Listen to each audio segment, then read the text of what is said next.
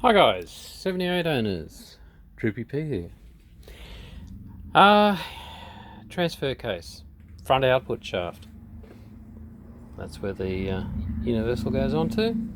That is the output shaft. That is the seal. That's a new one. The housing, you get the bearing in there, which is oil bath, so yeah, unless you've been running dry, you probably should be alright.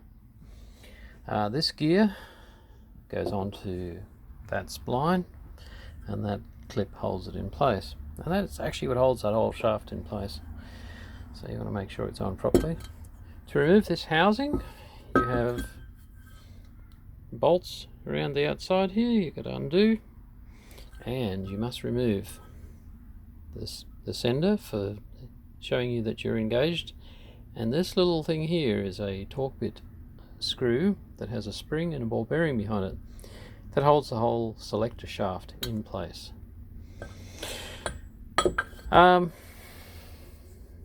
you don't like somebody, this is a really good job to give to them because it's not fun. And I've had to explore it all myself because I have found nothing on Facebook or, more to the point, YouTube to point me out how to pull this thing apart. I'm sort of figuring out how to put it back together. That's fairly easy. It's pulling it apart. It's always a fun part.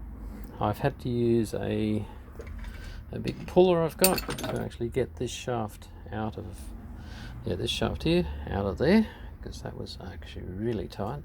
And I had to use a slightly smaller pulley to actually pull this gear off. That's the actual gear that is engaged to give you front wheel drive. The selector fork and that all stays on the car in the actual transfer case. And hopefully it all goes back together alright. All because of this seal leaks. Guys, if it's just seeping, forget it. It's just too hard. But if it starts dripping quite badly like mine started to do, then well, it's oil, it's rust protection under the car, but yeah, seriously, I think that needs to go back in. Alright, that's it.